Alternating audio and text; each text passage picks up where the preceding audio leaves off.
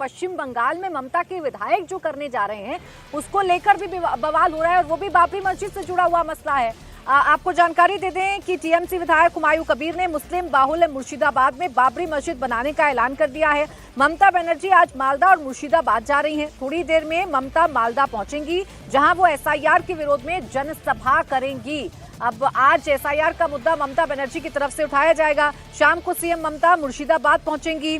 मुर्शिदाबाद में ममता अपने करीबी नेताओं के साथ मीटिंग भी करेंगी। ममता की मीटिंग में बाबरी बनाने का ऐलान करने वाले विधायक हुमायूं कबीर भी शामिल हो सकते हैं। अब सवाल यह है कि क्या मीटिंग में ममता और हुमायूं के बीच इस मुद्दे पर कोई चर्चा होगी। ममता आज रात मुर्शिदाबाद में ही रुकेंगी, कल वो वहां एसआईआर के खिलाफ जनसभा करेंगी।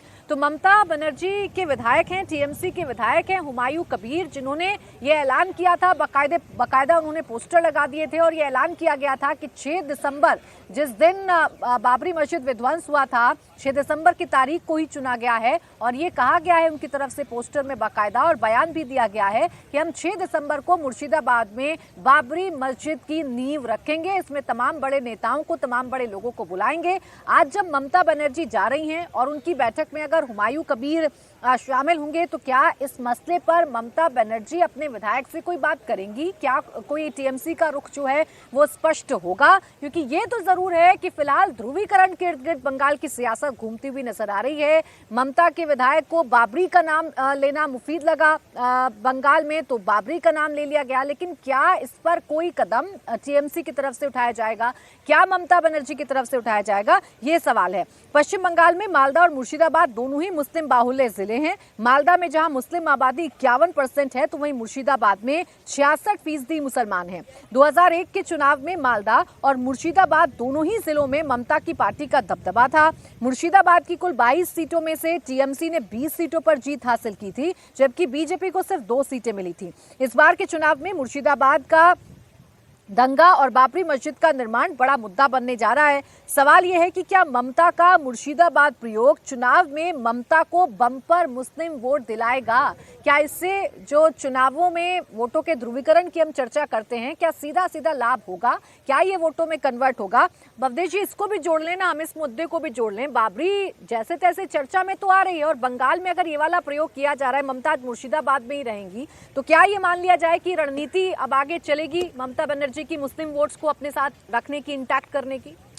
देखिए, अगर सरदार पटेल की 150वीं जयंती वर्ष मनाया जा रहा है तो उसमें इतिहास की ही बात होगी। पटेल कैसे थे, कहाँ थे, उनका कंट्रीब्यूशन क्या था और उन्होंने कैसे किन चीज़ों को जो देश में नहीं होना चाहिए था उनको रोका। राजनाथ सिंह अगर कह रहे हैं तो राजनाथ सिंह के पास वो सारे तथ्य होंगे और वो तथ्य पहले से उपलब्ध हैं। कोई नई चीज़ें मैंने फिर कहा कि वो कोई नई चीज़ें नहीं है, वो सब उपलब्ध है। ये बात गांधी जी के सामने भी गई थी जब गांधी जी जीवित थे। तो गांधी जी ने कहा कि नहीं, सोमनाथ का मंदिर बनाओ, लेकिन जब नेहरू जी ने विरोध किया तो लेकिन जनता के पैसे से बनाओ, सरकारी खजाने में नहीं आना चाहिए। बहुत सारे उसके हैं उपलब्ध चीजें, वो सामने आएंगी। लेकिन आप बताइए कि बाबरी मस्जिद की इस समय शुरुआत किसने की है? अगर वहां से वो बयान नहीं आता है, वो अगर हुमायूं कबीर नहीं देता या उसका तृणमूल कांग्रेस खंडन कर देती, कांग्रेस यहां से विरोध कर देता, दूसरी पार्टियां विरोध करती कि हो गया है, तो क्या ये इशू उछलता? और आज भी ममता बनर्जी वहां जा रही हैं, लेकिन इस बयान पर उन्होंने कुछ नहीं कहा है।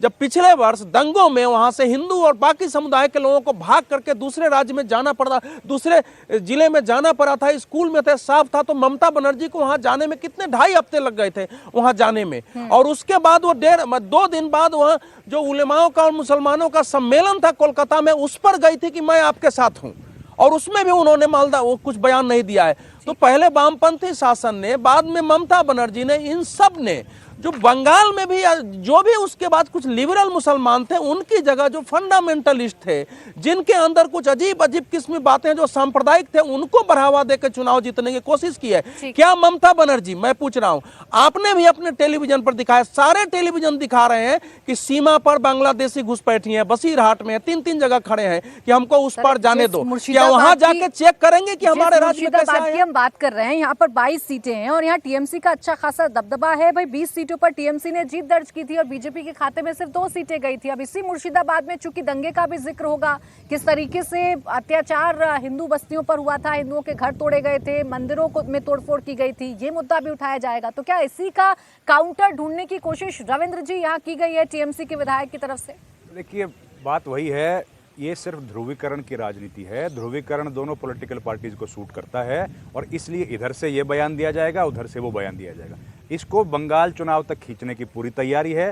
दोनों राजनीतिक दलों ने बहुत आसान रास्ता ढूंढ लिया है। जैसे ही चुनाव आए, ताकि कोई परफॉर्मेंस पे बात ना करे, 15 साल से ममता बनर्जी का शासन है, उनको अपना रिपोर्ट कार्ड लेके जनता के बीच जाना चाहिए।